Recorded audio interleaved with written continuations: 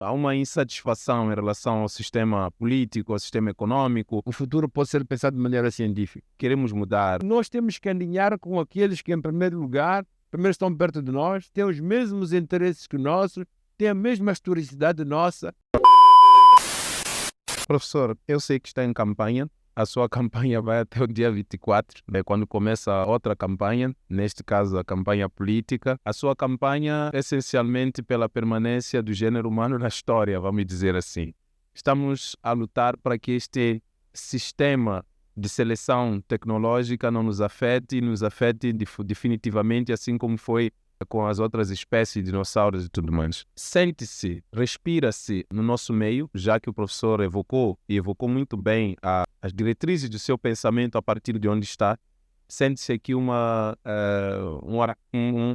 apelo à mudança, não é? Sente-se a necessidade de mudar. E esta necessidade de mudar localmente chama para nós a necessidade de olhar para a história, olhar para o mundo, olhar para o global e posicionar-se em relação a ele. E esse posicionamento vai levar-nos, obviamente, a procurar quem é melhor ou quem, pelo menos, está interessado em que nós possamos superar esse nosso deslocamento histórico e tornar-se parte da história e a partir daí fazer. Eu sei que o professor já abordou isto logo de início, falar sobre a questão do posicionamento dos nossos candidatos e tudo mais em relação a esta procura por parceiros, mas me parece que aqui não há muita clareza em relação ao que cada um pode trazer e podemos estar, de alguma forma, a procurar parcerias onde vai nos trazer mais problemas do que soluções. Há uma necessidade de identificação clara de quem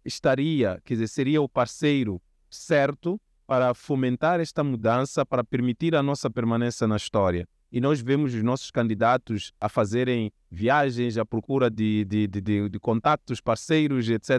Acompanhamos de todos os lados viagens e isto de alguma forma preocupa-nos. Parece interessante saber isto, quais são os parceiros, em que medida, quem de fato poderia nos proporcionar as possibilidades de mudança, ou que estaria conosco, né, nesta empreitada.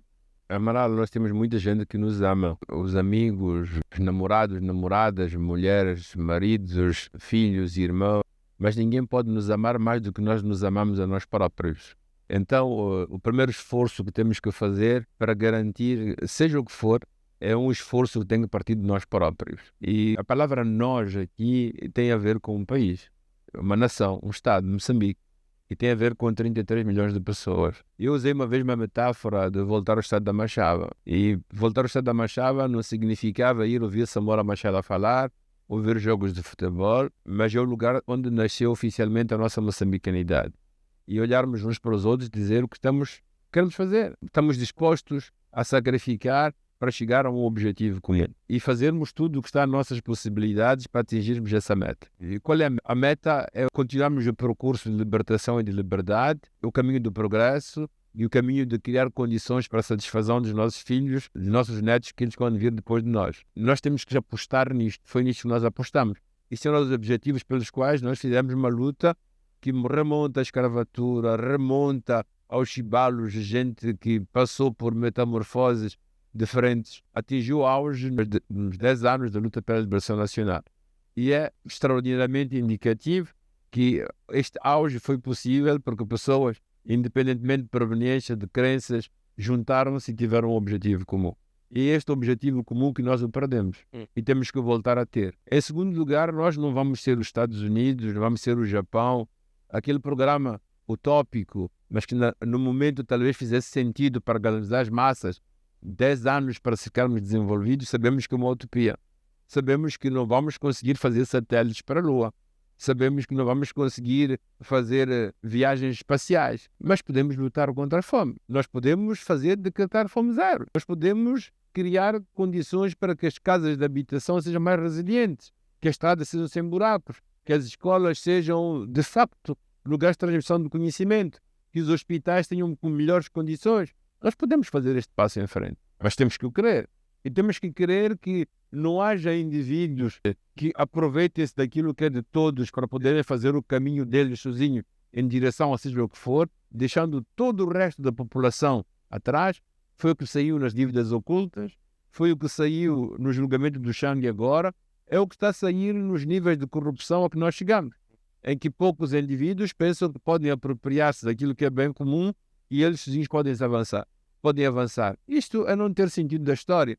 Os esclavagistas, quando tiveram que começar de pretos, muitos colonizadores, basta ler o último livro de Mia Couto, fala dos Ixacha, foi um dos que traíram Gungunhana. O resultado é que todo preto foi escravo, todo preto foi colonizado. Então não há lutas que tu possas fazer contra mim pensando que tu vais ser o único, vai ser salvo, porque se houver, digamos assim, um descalabro total, o descalabro vai ser para todos. Há muita gente que tem muito dinheiro. Há pouco tempo, alguns anos atrás, quando estávamos para perder o nosso acesso ao sistema de crédito, não sei o quê, o SWIFT, onde funcionam os cartões de crédito, estavam para dizer que todos os cartões moçambicanos paravam. Que você tivesse $1 ou 50 milhões de dólares, não é mesmo? Então esta história de pensar que você salva sozinho é um anacronismo que a nossa história devia ter nos ensinado que não funciona.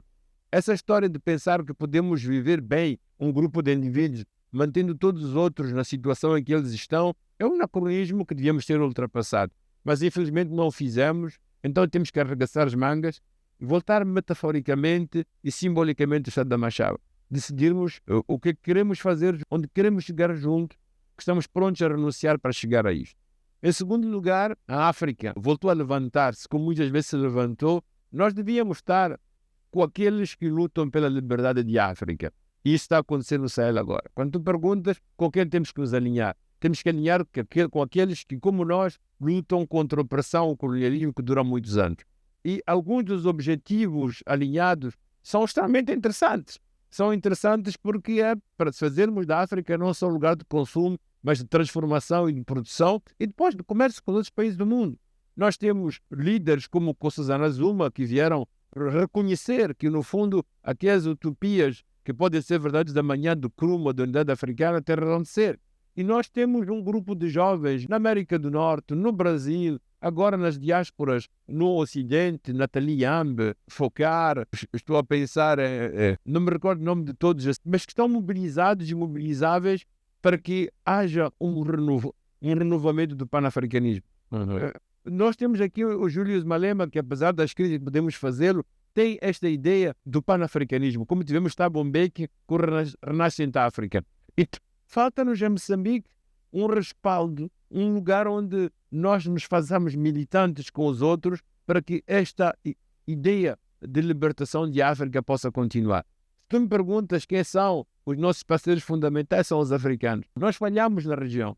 A SADCC era um organismo político que foi substituído. A SADC, que é um organismo económico com competitividade, já que estamos no liberalismo. Era preciso continuarmos a pensar na unidade dos povos, não na unidade das nações ou dos Estados, que foi o que prevaleceu em 103 na OUA.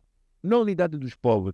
É preciso que o sul-africano sinta Moçambique como parte integrante dele e vice-versa. É preciso que metamos juntos as energias para sermos mais resilientes, para fazermos uma cooperação em primeiro lugar entre nós, para reunir os nossos povos, para encaminhar os nossos povos em direção à liberdade. E esta unidade da nossa região não tem que ter pretos e brancos. Pretos e brancos têm que sentir parte de um movimento comum. Pretos e brancos têm que trabalhar para um objetivo de uma África Austral que esteja unida e desenvolva em prol da liberdade de seus cidadãos.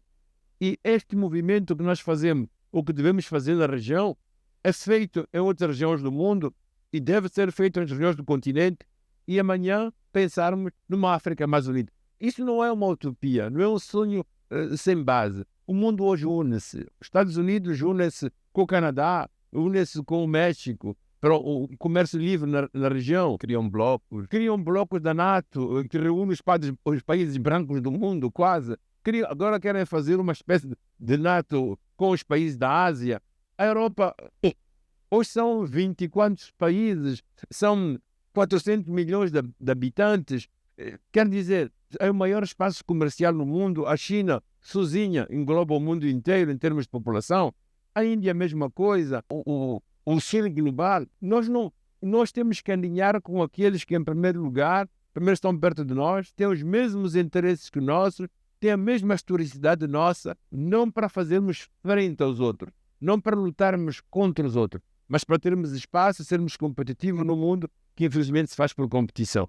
E isto tem que ficar claro para nós. E espaços de panafricanismo, espaços de debates a nível do mundo estão a diminuir. Espaços de luta para a União Africana estão a diminuir. A SADC não está a ser um espaço onde a gente mete inteligência, mete vontade. É um lugar simplesmente de encontro políticos entre chefes. Quer dizer, são Estados. Os povos não estão lá presentes. E só os povos é que podem mudar a situação disto. Nós estamos mal colocados porque falamos português no mundo de inglês, mas temos que fazer mais esforço para que esta unidade seja... Não é uma unidade na vontade, na política, nos discursos, mas na troca de pessoas, na troca de estudantes, de professores, na abertura de economias de reciprocidade. Evidentemente vai exigir sacrifício, mas como tudo aquilo que de bom tem que ser feito para ter resultados, vamos ter necessidade de ter sacrifício.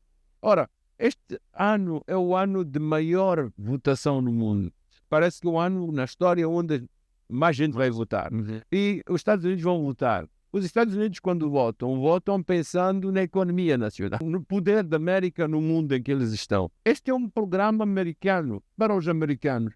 Os moçambicanos têm que votar para quê? Os moçambicanos viveram situações complicadas nos últimos 50 anos, guerra de independência, 16 anos de guerra, guerras intermitentes no centro, apostamos nas energias fósseis, não aconteceu, os níveis de pressão são elevados, a chegada somos um dos países mais corruptos no mundo, mais pobres no mundo, com mais desigualdades no mundo, que menos respeita os direitos humanos no mundo, com mais porrada no mundo. Quer dizer, nós ganhamos todos os títulos. Nós temos que partir disto, para dizer como é que saímos disto e fazemos outra coisa.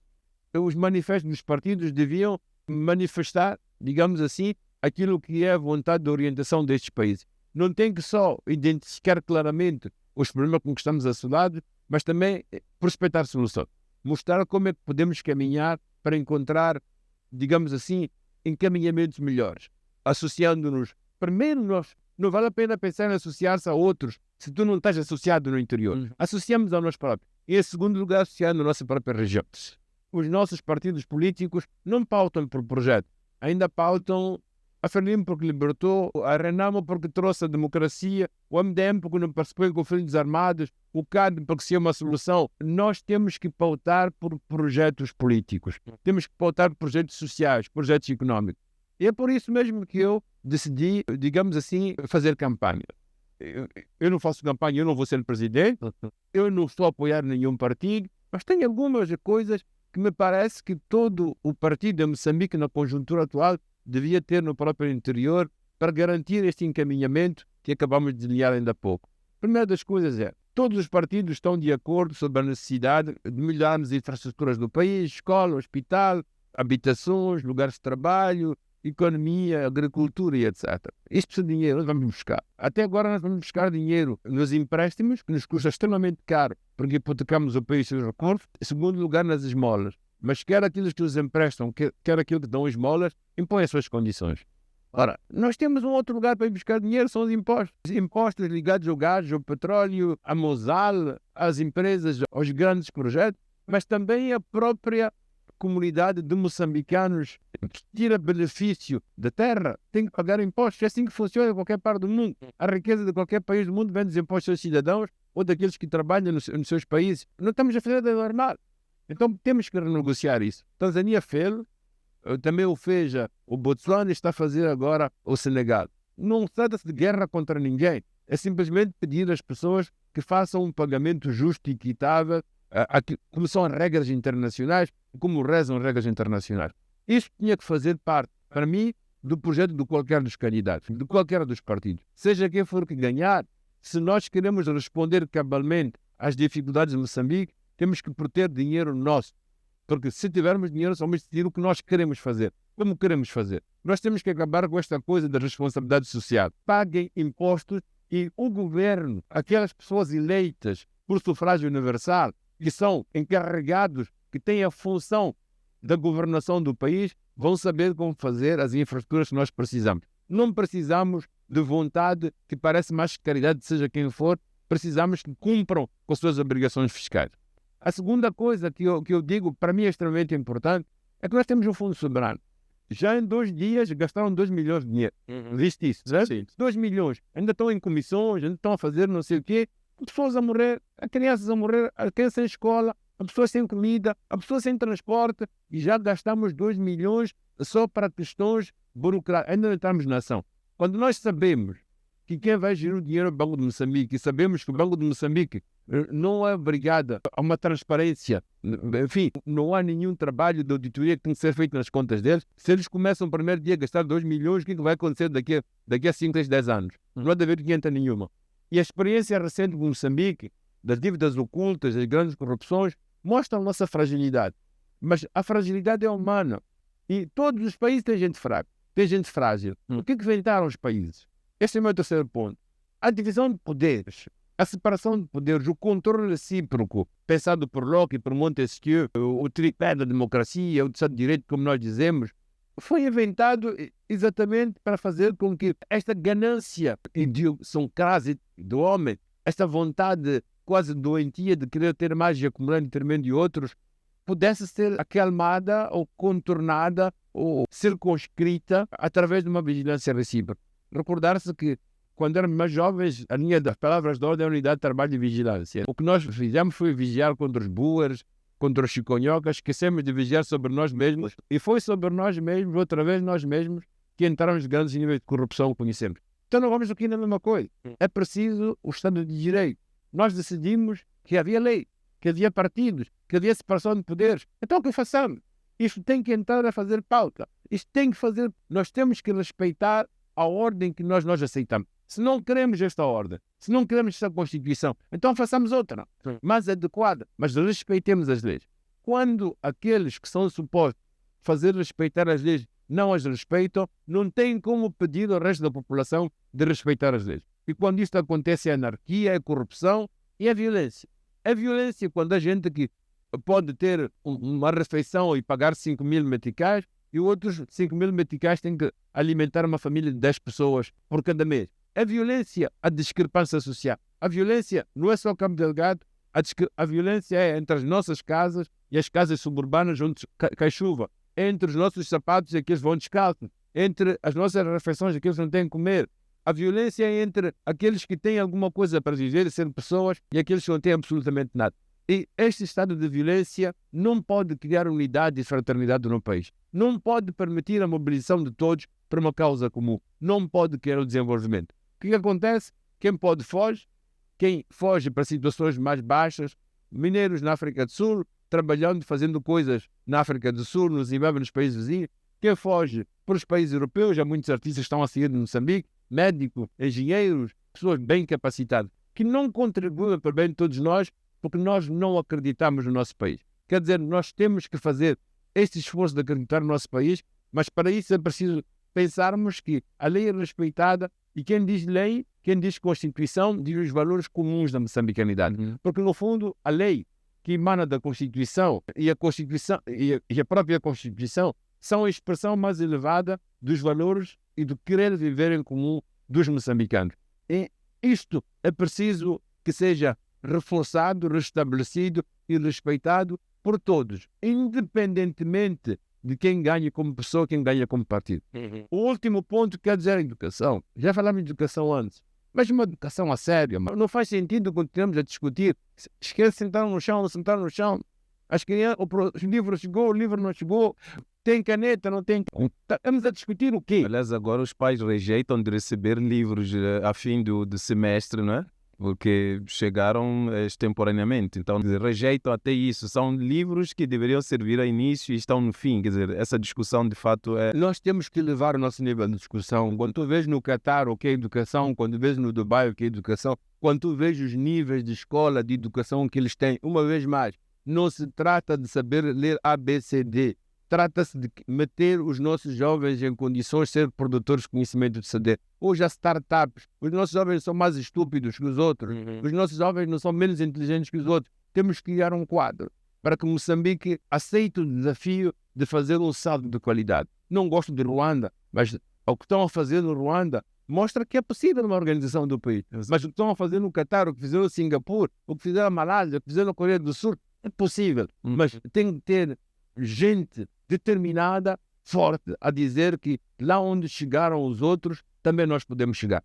Este não é meu manifesto, quero dizer, esta é a minha campanha Estes são os 4 pontos, entre outros, podem existir, que eu acho que deviam constar na agenda, no manifesto e digamos assim, nas prerrogativas de cada um dos candidatos que quer governar Moçambique.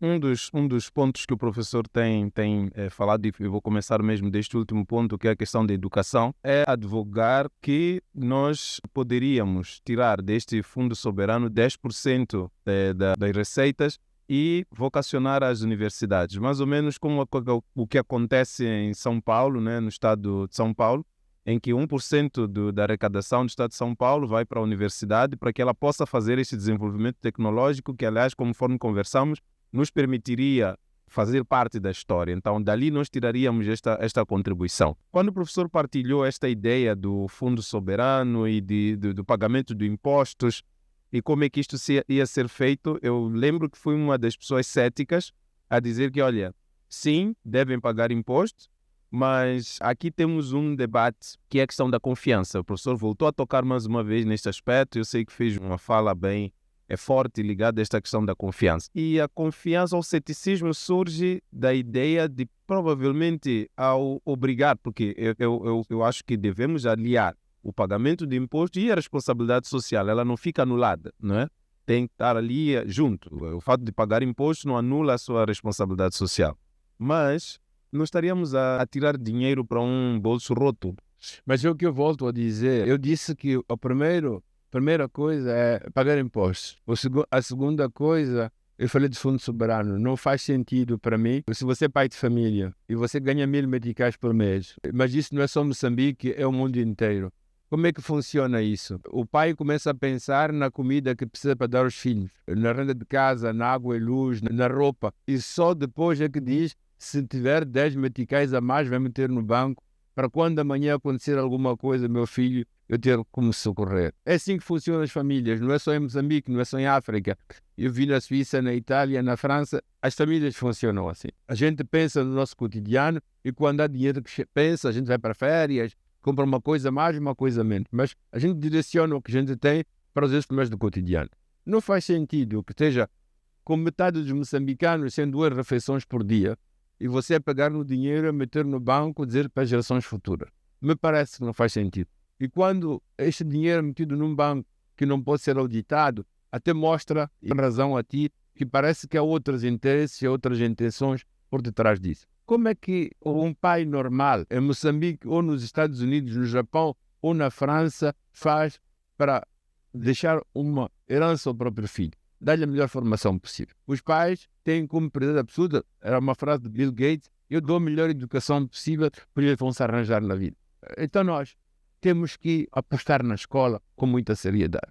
Ora, apostar na escola com muita seriedade, uma vez mais, é pegar 10%, 15%, 20%, quando for necessário. Mas se pegarmos esse dinheiro e metermos, não é para a universidade repetir o que se faz em Portugal, não é para repetir o que se faz no Brasil. É para aprender deles para fazer melhor do que eles. Essa é a ideia dos japoneses de Sony, quando abriram a Sony, mandou todos para a Philips, mas disse: não é para voltarem aqui para fazer como fazem os holandeses, é para fazer como melhor do que eles. E depois, quando de facto voltaram, um ano depois, a Sony era mais desenvolvida, era melhor do que a Philips. Uma educação séria, não é uma educação de alfabetização, uma educação pequenina, é uma educação em grande. Mobilizar os melhores professores, as melhores escolas, as melhores formações, os melhores níveis de aprendizagem, fazer vir professores, mandar estudantes para fora e garantir que quando eles voltarem, o passo em termos de qualidade, em termos de startups, estar presente. O exemplo que dás do Brasil é muito bom. O Estado de São Paulo, que mete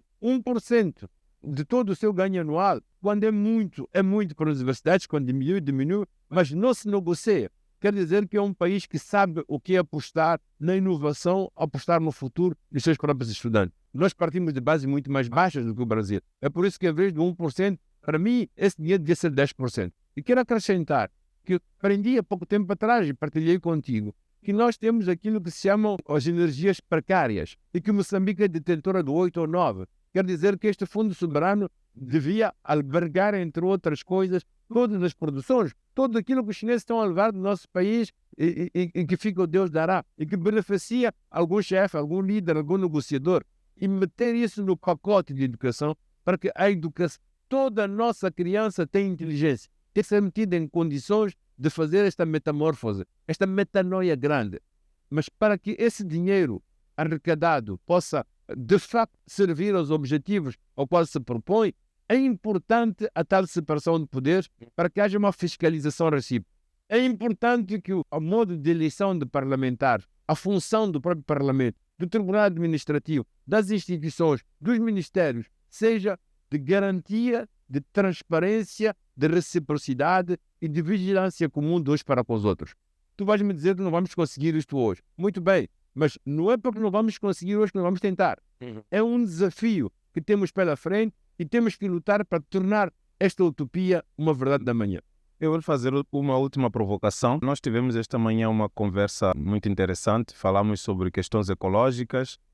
Atravessamos isto com as peripécias que nos causa o avanço tecnológico. Entramos para a questão política e isto porque obedecemos a máxima aqui proposta pelo professor em termos de disciplina no pensamento, que é a partir do local, a partir de onde se está, pensar-se o global. E agora o professor conclui com esta ideia, estas ideias sobre o que poderíamos fazer de fato, concretamente, a longo prazo, para que possamos de fato estar na história, né? Temos que adotar essas medidas. Mas ao mesmo tempo nós temos que reconhecer que a vida é dinâmica. A política é dinâmica, a economia é dinâmica, os sistemas ecológicos são dinâmicos e também o pensamento deve ser dinâmico. E uma das apostas que eu vejo o professor também a fazer é sobre a necessidade de existência de think tanks, lugares de pensamento que possam permitir esta constante noção do local em que se está e de onde se quer chegar. O que o professor diz como possibilidade? Temos condições de ter think tanks? O que seria isto? O que representaria para a nossa realidade? É assim, para a filosofia, o único espaço, para a filosofia não é só para a filosofia, para o pensamento de maneira geral, o único espaço temporal sobre o qual podemos exercer a nossa função é o futuro. E sempre que olhamos para o passado e mesmo para o presente, que finalmente ele deixa de ser presente a partir do momento que nós dizemos presente, ele passa a ser já um passado. Quando olhamos para o passado e para o presente é a função do futuro. E em volta do futuro gravitaram as grandes reflexões, as maiores reflexões do tempo histórico que nós conhecemos. Profecias para as religiões, profecias estão ligadas ao conhecimento de como o futuro há de ser por via de uma revelação transcendental, metafísica. Nós tivemos as utopias tiveram papel, o nome de utopia com Thomas More, mas o que é a República de Platão, o que é a República de Diógenes, o que é a Cidade do Sol de Pico de Mirândola, se não utopias daquilo que podia ser e que o homem pode construir vendo com outros. A partir da Segunda Guerra Mundial nasceram Future Studies, estudos de futuro, estudos de perspectivas, Futurible, teve nomes diferentes, mas a ideia é que o futuro pode ser pensado de maneira científica. E é deste esforço de pensar o futuro de maneira científica, com base, primeiro no que conhecemos do passado, conhecemos do presente, mas também com base na avaliação crítica dos movimentos sociais que existem, que nasceram essas ideias de criar think tanks. Hoje, o primeiro grupo mais importante do Clube de Roma tem 100 pensadores, de 60 países diferentes. Eles encontram-se, foram eles que alertaram em primeiro lugar sobre a questão da impossibilidade de fazermos desenvolvimento igual porque os recursos eram limitados. Hoje os países têm think tanks em todos os lugares. Os think tanks pode ser um nome, pode ser uma palavra bonita que a gente usa, pode ser uma espécie de ONG, mas podem ser organismos pensados pelos Estados, pensados pelos países, que visam a meter junto pessoas com saberes diferentes, com pessoas com capacidades até diferentes, que podem incluir desde o agricultor até o professor universitário, desde o funcionário do ministério ao decidor local, pessoas que ajudam a fazer o acompanhamento das metamorfoses que acontecem. Quando eu dizia que a discrepância entre nós e outros aumentou nos últimos 50 anos, vou dizer que nunca a ciência correu tão depressa como nos últimos 50 anos. Aquilo que a gente publica hoje sobre o chat GPT, uma semana depois já não é válido porque já criaram uma coisa nova. E há um fluxo de produção de conhecimento e de informações que não param de parar. Se você não ouve o telejornal de 2, 3 dias sobre as tecnologias, você ao 5º dia está completamente desfasado em relação à realidade. E nós temos que acompanhar isso. que estas metamorfoses incidem completamente sobre a economia, a política, a gestão e as relações que se estabelecem entre países povos no mundo em que nós vivemos. Então é importante que os países não tenham simplesmente aquele programa de 5 anos, tenham um programa de longa distância, de 50, 100 anos. No nosso caso era bom aumentar um zero nos 50 anos, mas que cada governo tentasse implementar no período de tempo que lhe é determinado um certo número de programas, um certo número de valores, um certo número de projetos. Ora, a mudança faz com que você imagine que o governo de Moçambique, que estava, quando começou a guerra, de repente encontrasse com uma guerra. É que tu tens que fazer esforço de economia de guerra, tens que transplantar populações, não estava previsto. A Total disse que ia fazer grandes investimentos maiores da África. E de repente, porque houve a guerra, ou arranjou desculpa da guerra porque provocou a guerra, de repente esses investimentos não se fazem. Mas todos os teus cálculos iam a contar com esse dinheiro.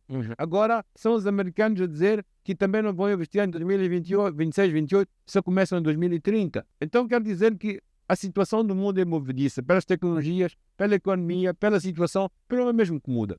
Então é preciso fazer o acompanhamento. É preciso ter em conta que aquilo que tu planeaste para os próximos 5 anos, que são aplicações práticas de um plano geral de uma economia, nós podíamos dizer que em 50 anos, como é a Coreia do Sul, nós queremos sair desta pobreza, desta dependência, desta incapacidade de produzir alimentos, desta incapacidade de infraestruturas. Este é o plano de Moçambique para 50 anos.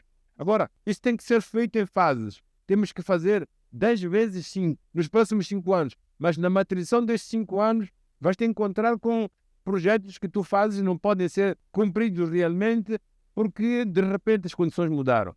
Até pouco tempo atrás passava pelo canal de Moçambique 32% do comércio internacional. Com a guerra no Médio Oriente passa mais de 50%. Quer dizer, você olha a relação entre os portos de Nacala com os portos da Tanzânia. Há muitos imponderáveis que podem acontecer no caminho. Os think tanks são instrumentos que os governos podem usar para ajudá-los na materialização dos seus projetos. No encaminhamento, na ratificação, mas no fundo na realização dos projetos que eles mesmos decidem. São instrumentos de pensar o futuro. Não, eles dizem mesmo, não para ter certeza, porque nunca há certezas, mas para ter menos erro. Um governo que tem 10, 20, 30 think tanks que pensam, que se alimentam, que alimentam o governo se alimenta deles, não vão nunca dar certezas do que vai acontecer amanhã. Porque ninguém sabe o que vai acontecer amanhã. Ninguém sabe com certeza absoluta. Ou ser surpreendido com muitas coisas.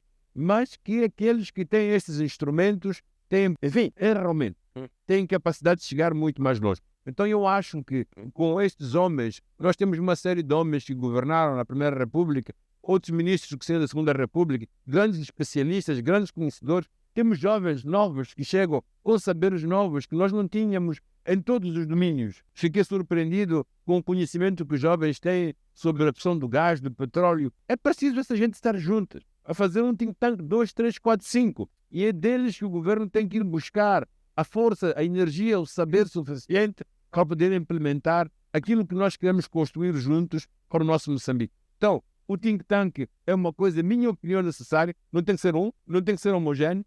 Não tem que pertencer todos ao mesmo. Ninguém tem que pensar que os think tanks são mais inteligentes ou menos do que outros, mas tem que pensar como um instrumento para ajudar Moçambique na fase do seu crescimento, metendo à disposição daqueles que tomam decisões políticas e económicas a tomar as melhores decisões possíveis para o nosso crescimento e nossa própria competitividade. Quer dizer que damos um salto qualitativo, deixamos de ser o país que segue e passamos a ser o país que se pensa, não é? Um país que se pensa, o think tank tem que pensar a partir de Moçambique, mas tem que estar atento completamente àquilo que acontece no mundo em que nós estamos. As metamorfoses, as mudanças, as inovações, as restrições, os conflitos e as guerras. A gente tem que aprender a conhecer para saber nadar no meio de tudo isso que finalmente, constantemente impera sobre as relações entre os seres humanos, indivíduos, povos, estados, até continentes e raças, já que certos organismos parecem mais raciais. Também é bom porque deixamos de escolher os nossos candidatos, os nossos partidos em função de que se é alto, tem dentes bonitos, viaja, fala bem, etc, etc. E passamos a escolher quem vai nos dirigir em função dos projetos que tem e de como poderia implementar aquilo que é o nosso desejo comum de alcance, não é? Como meta. Permita-me, Amaral, dizer que devia haver um compromisso de moçambicanos para os próximos 50 anos. Um compromisso em que todos pudéssemos estar de acordo. Devia haver uma espécie simbólica do Estado da Machava. Como em 62 os jovens disseram, a nossa meta é a independência de Moçambique, e chegamos a 75 e obtivemos esta meta, agora ocorre que fixamos uma nova meta. O que queremos ser daqui a 50 anos? E daquilo que queremos ser, a competição política devia ser como realizar melhor este objetivo comum que determinamos. E tem que haver um pacto de moçambicanidade, em que não só os políticos, mas os homens, os empresários, os homens da economia, os universitários, os académicos, os administradores, sejam de acordo que nós, em 50 anos, queremos atingir este objetivo. E a política devia ser quais são as melhores energias, as melhores forças para atingirmos esses objetivos moçambicanos, ligados à nossa liberdade, ligados ao nosso progresso e nossa felicidade. Isto não é nem direita, nem esquerda, isto não é socialismo, nem capitalismo, não é isso que tem que nos preocupar. Tem que nos preocupar é a liberdade do nosso povo, é o seu progresso e a sua felicidade. Professor, eu estou alimentado por esta conversa matinal. Quero agradecer por ter permitido que o seu lugar fosse tomado, não é? Porque este é um espaço criado pelo professor e um espaço para promover ideias e estou satisfeito. Então, obrigado pela oportunidade, obrigado pela presença, pela troca. Espero que, de fato, isto seja de alguma forma útil ao pensamento moçambicano para esta e para as futuras gerações, se assim for. E a palavra é devolvida ao professor. Não, obrigado, muito obrigado, Amaral. Voltamos a um outro encontro. Obrigado, Jonas, também por todo o trabalho que está estado a fazer e continua a fazer. E até breve, então. Obrigado.